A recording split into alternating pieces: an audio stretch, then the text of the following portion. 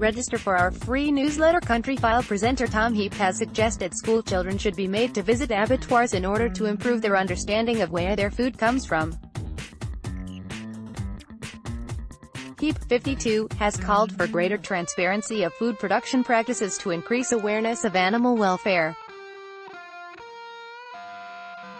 In an opinion piece written for the Radio Times, he said, "I honestly believe that slaughterhouses, intensive chicken barns or crowded pig pens should be open to the public eye. Schools should be encouraged to visit as part of the curriculum." He also claimed ferocious tribalism from environmentalist campaign groups on social media was contributing to unjustified suspicion of farming methods in the UK. Around 70% of the UK eats meat and dairy, and 95% of the country currently eats chicken, doing so around twice a week. But does this same percentage know exactly where their meat is coming from? An investigation by The Guardian and Investigative Journalism Bureau last year uncovered that the UK is already home to at least 800 US-style megafarms, some of them rearing more than 1 million chickens in vast factory-style complexes. Chicken Battery Farm. Stock in the UK government's welfare policy, all chickens must have enough freedom of movement to be able to stand normally, turn around and stretch their wings without difficulty. They should also have enough space to be able to sit without interference from other birds. However, reports claim that chickens in these factories typically have the space of an A4 sheet of paper to move in and an average lifespan of 42 days, produced by rapid weight gain. Farmers and supermarkets, however, deny that their increasingly intensive production methods are cruel. They point out that animal welfare standards do conform to the food industry's assurance scheme and are much better than they used to be. Richard Griffiths, chief executive of the British Poultry Council (BPC), agrees. In an interview with the Bureau of Investigative Journalism, he said, "Indoor reared birds, on any size of farm, are in a controlled environment that provides good welfare.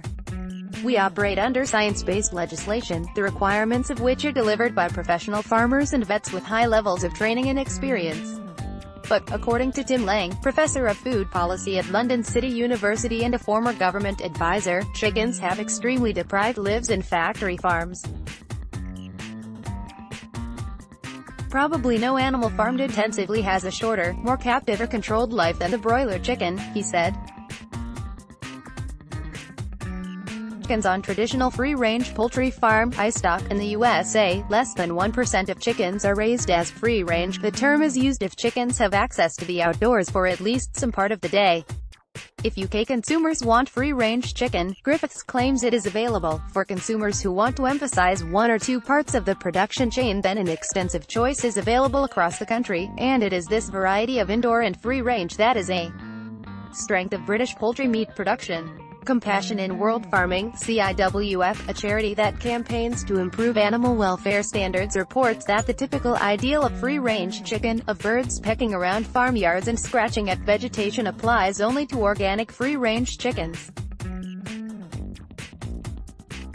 These birds are slower-growing breeds and are slaughtered 81 after hatching. If schools were allowed entry to factory farms, he believes it could help to eradicate cruel practices that are taking place, but also clear up common misconceptions about cruelty in the farming industry. He said, "For me, secrecy breeds malpractice inside and, frequently, unjustified suspicion on the outside. It's very easy for campaign groups to fill in the void with their own version of how animals are treated." Countryfile is next on air at 7 p.m. on Sunday.